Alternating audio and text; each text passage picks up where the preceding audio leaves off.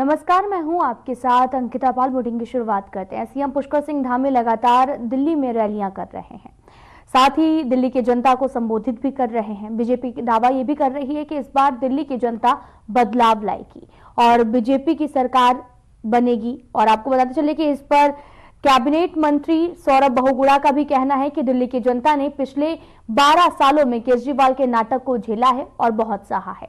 सौरभ बहुगुणा ने कहा कि सीएम केजरीवाल शराब घोटाले में जेल गए हैं और उनके तमाम मंत्री कोई ना कोई घोटाले में जेल तो गए हैं। अगर दिल्ली की जनता को पारदर्शिता चाहिए तो आपको उखाड़ कर फेंकना होगा।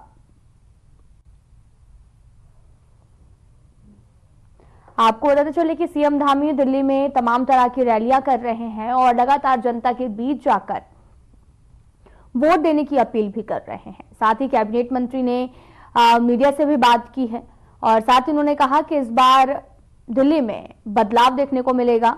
और सीएम धामी ने दिल्ली में रैलियां की हैं, लगातार जनता से बातचीत की।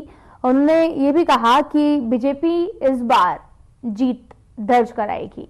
दरअसल दिल्ली विधानसभा चुनाव होने हैं, 5 फरवरी को वोटिंग होनी है और 8 तारीख को मतगणना होगी। इसके बाद ही पता लगेगा कि आखिर किसकी सरकार बनती है। लेकिन लगातार आपको बताते चले कि कैबिनेट मंत्री ने जो है वो मीडिया से बात की और वहीं सीएम धामी भी लगातार रैलियां भी कर रहे हैं।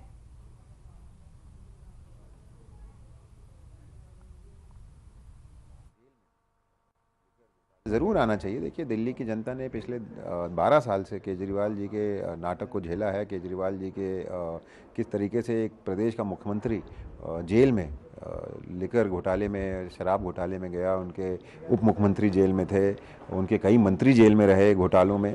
तो दिल्ली की सरकार ने काफ़ी कुछ, दिल्ली की जनता ने काफ़ी कुछ इन 12 साल में झेला है। और अगर एक पारदर्शिता सरकार चाहिए, मोदी जी के नेतृत्व में एक अच्छी सरकार चाहिए। दिल्ली देश का कैपिटल है, उस कैपिटल को दुरुस्त करना है, पोल्यूशन को कम करना है, वहाँ पे रोज़गार को बढ़ाना है। वहाँ पर जो वादे केंद्र सरकार ने किए हैं, यूनिवर्सिटीज़ बनवाने के, स्पोर्ट्स कॉलेजेस बनवाने के, हॉस्पिटल्स बनवाने के, अगर उनको पूर्ण करना है तो कहीं ना कहीं आम आदमी पार्टी की सरकार को उखाड़ के फेंकना पड़ेगा।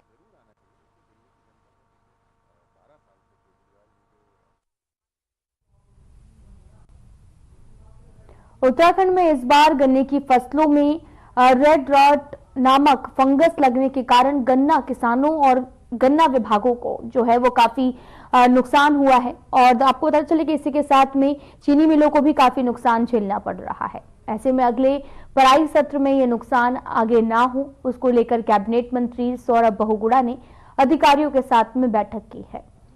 कैबिनेट मंत्री सौरभ बहुगुणा ने अगले पराई क्षेत्र में इस नुकसान से कैसे भरपाई करनी है, कैसे फंगस लगने से गन्ने को बचाना है, इसको लेकर चर्चा की है और अधिकारियों को तमाम तरह के दिशा निर्देश दिए गए हैं। दरअसल कैबिनेट मंत्री ने भी बैठक की, अधिकारियों के साथ ये बैठक हुई और फसलों में जो फंगस लगने से नुकसान हुआ है उसका भी आकलन किया जा रहा है।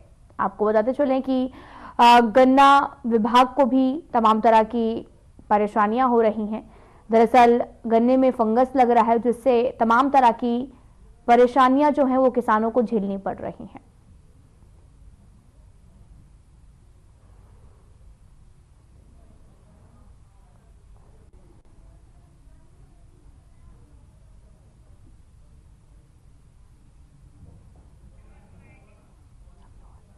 आपको बताते चलें कि गन्ने में जो है वो फंगस लगने का मामला जो है वो सामने आ रहा है, जिसको लेकर लगातार तमाम तरह की परेशानियां जो हैं वो देखने को मिल रही हैं। जैसे किसान भी काफी ज्यादा परेशान हैं और लगातार आपको ये भी बताते चलें कि फसलों में फंगस लग रहा है और जिससे गन्ने की फसल जो है वो बर्बाद हो रही है। इसको लेकर बैठक भी आयोजित की गई जहां पर तमाम तरह के निर्णय जो हैं वो लिए जा रहे हैं। दरअसल फसलों को काफी ज्यादा नुकसान पहुंच रहा है और किसानों के लिए जो है वो गन्ने में आने वाले फंगस रोग ने किसानों की टेंशन को बढ़ा दिया है। और आपको ये भी बताते चलें कि ये एक ऐसा रोग है जिसमें समय पर अगर उपचार नहीं किया गया तो खेत में काफी ज्यादा नुकसान पहुंच जाता है। फंगस लगने से पूरा पौधा सूख जाता है और इसके उपाय भी लगातार तलाशे जा रहे हैं। दूसरा, इस बार हमारे गन्ने में एक रेड रॉट करके फंगस जो है वो काफ़ी लगा, जिसकी वजह से गन्ना विभाग को काफ़ी नुकसान हुआ है, चीनी मिलों को काफ़ी नुकसान हुआ है, हमारी चीनी मिलों में गन्ने की कमी हुई है। तो उसके ऊपर कि आने वाले पराई सत्र में किस तरीके से इस फंगस से बचते हुए सीड रिप्लेसमेंट करा जाए या क्रॉप रोटेशन करी जाए, या किस तरीके से किसानों को और राहत दी जा सके, किस तरीके से नए सीड के माध्यम से लोगों को जागरूक किया जा सके और पराई सत्र में इस पराई सत्र में नुकसान ना हो जो आने वाला पराई सत्र है, उसके ऊपर हमारी एक चर्चा हुई है। साथ ही हमारे स्किल डेवलपमेंट विभाग में कुछ लोगों के प्रपोजल्स थे। HCL टेक्नोलॉजी जो बहुत बड़ी कंपनी है इंडिया की, उन्होंने हमको कोई प्रपोजल्स दिए हैं हमारे युवाओं को रोज़गार से जोड़ने के लिए, उनको शिक्षित करने के लिए, तो उस पर चर्चा करी थी।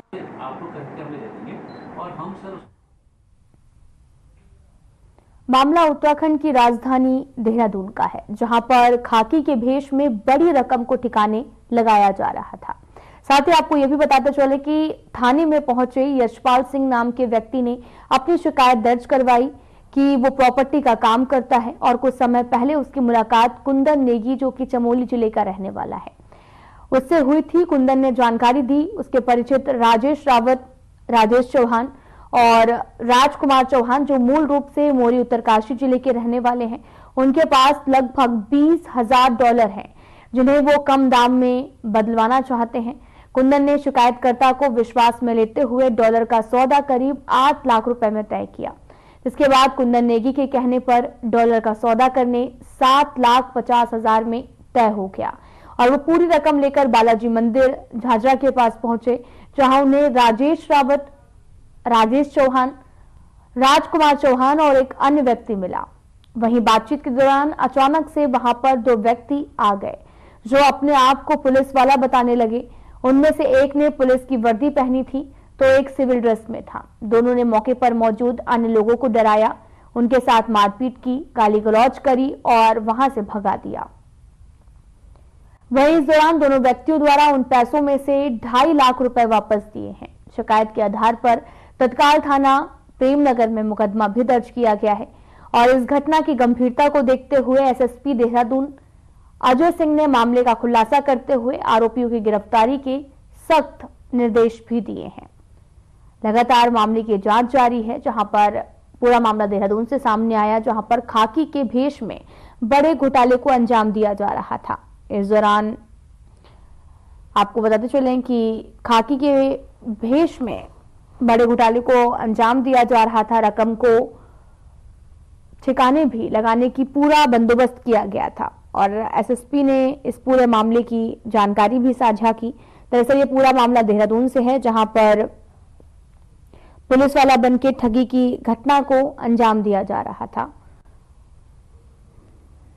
और फिलहाल मामले की जांच पड़ताल लगातार जारी है। देखिए, श्री यशपाल सिंह असवाल जी हैं, ऋषिकेश में व्यापारी है और इनके एक मित्र हैं जानने वाले कुंदन सिंह नेगी, जो चमोली के रहने वाले हैं। इन्होंने उनको बताया कि उनके जो 3 लोग परिचित हैं जो कुछ व्यवसाय करते हैं, उनके पास 20,000 करीब डॉलर है और अगर वो आधे रेट पर भी चाहे तो उनको मिल सकता है। तो इस तरह से उन्होंने जब जो वादी है यशपाल सिंह असवाल जी को बताया तो कहीं ना कहीं वो उनके झांसे में आ गए और उनसे तय हुआ कि 7.5 लाख रुपए में आपको 20,000 डॉलर मिल जाएगा। लेकिन इसी दौरान जो 3 व्यक्ति को नाम बताया गया था, जिसमें राजेश रावत, राजेश चौहान और राजकुमार चौहान है जो उत्तरकाशी के हैं, इनकी जान पहचान जिसके माध्यम से हुई थी रुड़की निवासी हसीन और एक व्यक्ति था जो हमारे एक पुलिस कांस्टेबल है उसके टच में था। तो समस्त चीज़ों में घटनाक्रम ये रहा, जब उनको झाझरा में बुलाया गया कि वहाँ पर आपको डॉलर के बदले पैसे देने होंगे और आपको 20,000 डॉलर मिल जाएंगे और विश्वास में लेने के लिए उन्होंने 4 ओरिजिनल डॉलर भी दिखाए, जिससे उनको विश्वास हो गया। जब वो झाझरा में पहुंचे तो वहाँ एक पुलिसकर्मी जिसकी उस समय पहचान नहीं हो पाई थी, एक पुलिसकर्मी एक प्राइवेट व्यक्ति है और उनका कि हम पुलिस से हैं और ये जो अवैध तरह की डीलिंग हो रही है और सब लोग जेल जाएंगे, इस भय में लेकर उन्होंने उनके 7.5 लाख रुपए पहले ले लिए और साथ ही साथ एक डॉलर वाला बैग जो दिखाने के लिए रखा था वो भी ले लिया। देखिए, अभी कल की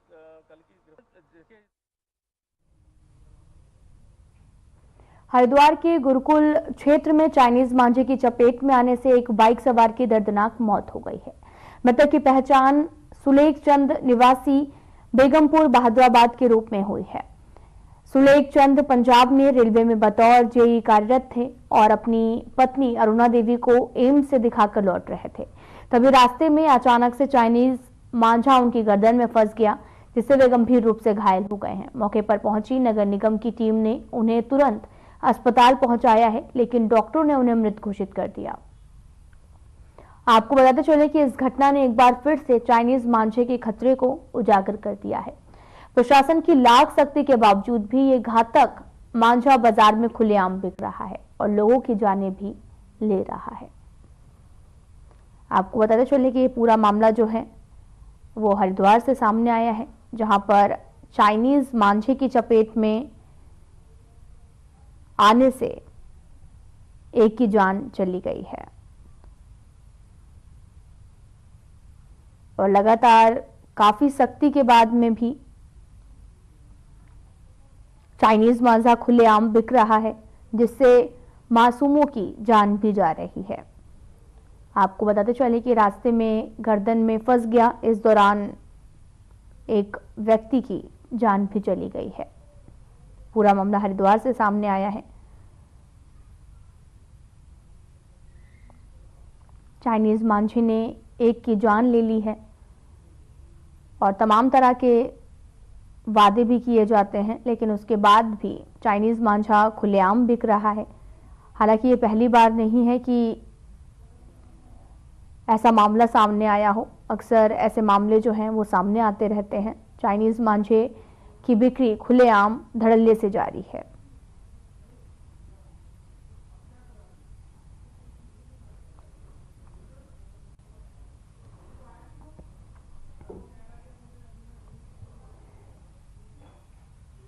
पैंतीसवें सड़क सुरक्षा माह का पुलिस लाइन का शुभारंभ किया गया है।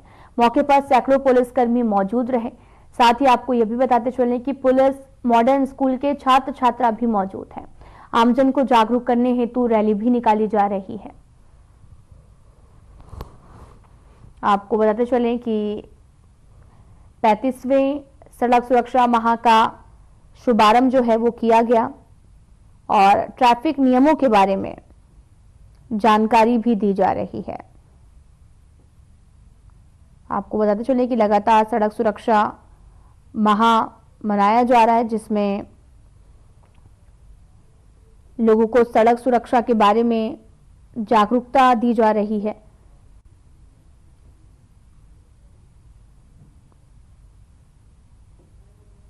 तस्वीरें आपको दिखा रहे हैं जहां पर बड़ी संख्या में रोड सेफ्टी रूल्स के बारे में जानकारी दी गई। इस दौरान पुलिसकर्मी भी पुलिस लाइन का यहां पर शुभारंभ भी किया गया और इस दौरान तमाम तरह की जानकारी जो है वो दी जा रही है।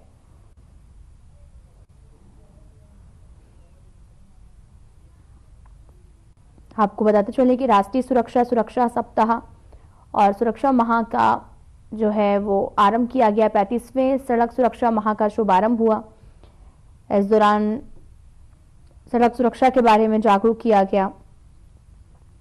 तमाम तरह की जानकारियां भी रोड सेफ्टी से जुड़ी हुई यहां पर लोगों तक पहुंचाई गई। आपको बताते चले कि हर साल भी राष्ट्रीय सड़क सुरक्षा माह मनाया जाता है और इसी तर्ज पे सड़क सुरक्षा माह भी मनाया गया है, जहां पर लोगों को रोड सेफ्टी के बारे में जानकारी दी गई है।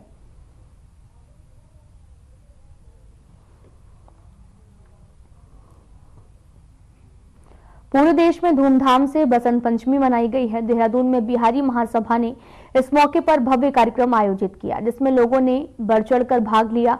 मां की पूजा अर्चना करते हुए मां सरस्वती को याद किया है और आशीर्वाद भी लिया। इस मौके पर भंडारे का आयोजन भी किया गया।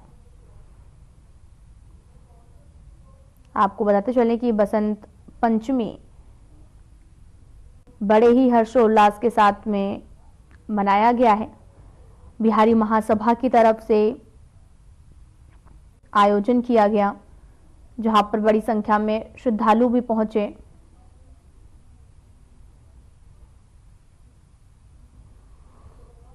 और आपको यह भी बताते चले कि इस दौरान भंडारे का भी आयोजन किया गया। बसंत पंचमी को 2 दिन बड़े ही हर्षोल्लास के साथ मनाया गया है।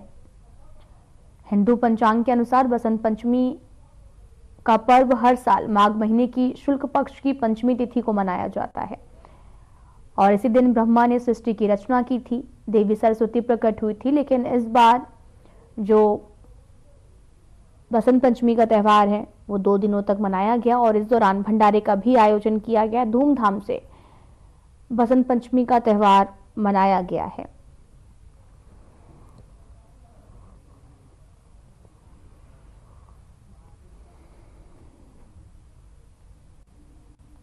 से पूरे देश एवं प्रदेश के सभी पढ़ने पढ़ाने वाले लोगों को, संगीत में लगे लोगों को, पत्रकारिता में लोगों को मैं बिहारी महासभा की ओर से हार्दिक बधाई और शुभकामनाएं देता हूं। आज सरस्वती पूजा है, कितना महत्व है, क्या लग रहा है? आज सरस्वती पूजन के दिन, बसंत पंचमी के दिन से ही जो पढ़ने वाले बच्चे होते हैं वो अपने आराध्य देवी माँ सरस्वती की पूजन करते हैं। सुबह में आज यहाँ बिहारी महासभा की कमेटी द्वारा पूजन का आयोजन किया गया। सुबह 8 बजे से लेकर 10 बजे तक पूजन का कार्यक्रम था। उसके उपरांत भंडारा चल रहा है, अभी तक 3 बजे तक भंडारा है। शाम में यहाँ पे बनारस से आए हुए विजय कपूर जी जो BHU में प्रोफेसर भी हैं, संगीत के महारत हैं उनके पास, उनकी टीम द्वारा प्रस्तुति दी जाएगी। उसके उपरांत भोजन की व्यवस्था है। और कल होके देखिए, ये बसंत ऋतु, बसंत जो है, जो ऋतु है उसमें माँ सरस्वती जी का आवागमन होता है। हमारे यहाँ तो बच्चे इसके वो है, क्योंकि माँ सरस्वती विद्या और बुद्धि के दाता है। जहाँ विद्या और बुद्धि है वहाँ धन, लक्ष्मी, ऐश्वर्य तो अपने आप खींचे हुए चले आते साहब। इसलिए हम लोग जितने भी हम बिहारी महासभा हम लोग का तकरीबन 8000 के लग तकरीबन हम सब परिवार हैं और सब तन मन से मनाते हैं और माँ सरस्वती सबको मन वांछित फल देते हैं साहब।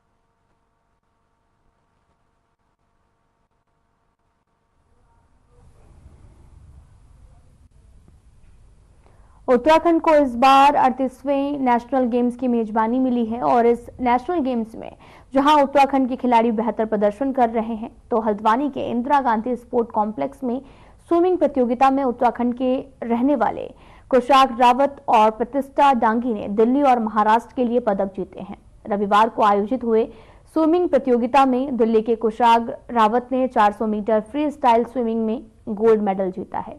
इसी प्रकार 100 मीटर बैक स्ट्रोक स्विमिंग प्रतियोगिता में प्रतिष्ठा डांगी ने महाराष्ट्र के लिए रजत पदक जीता है।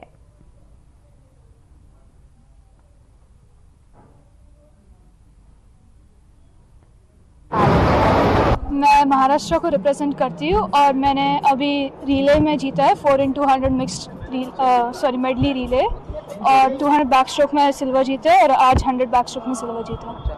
बहुत अच्छा महसूस होता है अपने स्टेट में आके ऐसे खेलने का और अच्छा टाइमिंग देने का।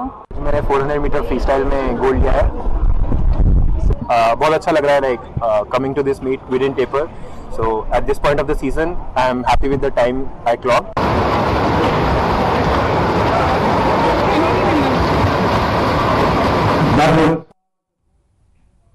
हल्द्वानी में नशे के खिलाफ पुलिस को बड़ी कामयाबी मिली है। पुलिस ने नशे की गोलियों की बड़ी खेप के साथ 2 तस्करों को गिरफ्तार किया है। दोनों तस्करों के पास से 6540 नशीली गोलियां और कैप्सूल बरामद हुए हैं। वरिष्ठ पुलिस अधीक्षक प्रहलाद नारायण मीणा ने बताया कि पुलिस और SOG की टीम ने हल्द्वानी के वनभूरपुरा इलाके से 2 नशे के तस्करों को 1440 नशीले कैप्सूल्स और 5100 गोलियों के साथ गिरफ्तार किया है। पुलिस के मुताबिक दोनों तस्कर वनभूरपुरा के रहने वाले हैं। आपको बताते चलें कि 2 तस्करों को गिरफ्तार किया तरीके की शिकायतें हमारे पास आती रही है कि कुछ मेडिकल स्टोर में लोग जो है नशीले कैप्सूल, इंजेक्शन या दवाएं बेचने का कार्य करते हैं। कल हल्द्वानी जो पुलिस है और SOG ने मिलकर एक अभियुक्त को गिरफ्तार किया। उसके कब्जे से कुछ नशीले कैप्सूल और गोलियां बरामद हुई। उससे पूछताछ करने पर उसने बताया कि वनपुरा क्षेत्र में एक मेडिकल है, वहां से ये चीजें खरीद के लाया और SOG और वनपुरा थाने की टीम ने जो अभियुक्त था दूसरा वाला उसके घर पर रेड किया और वहां से बड़ी मात्रा में नशीले जो कैप्सूल है और जो गोलियां वो बरामद की गई है।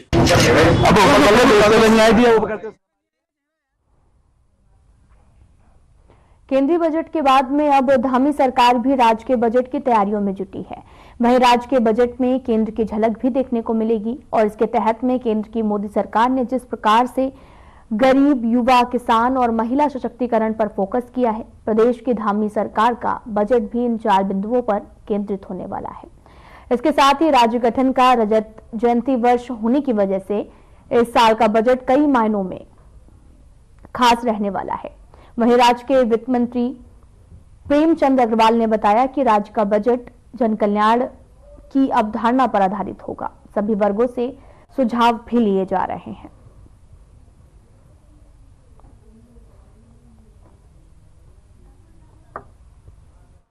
देखिए, मैंने एक परंपरा बनाई थी 2022 के बाद।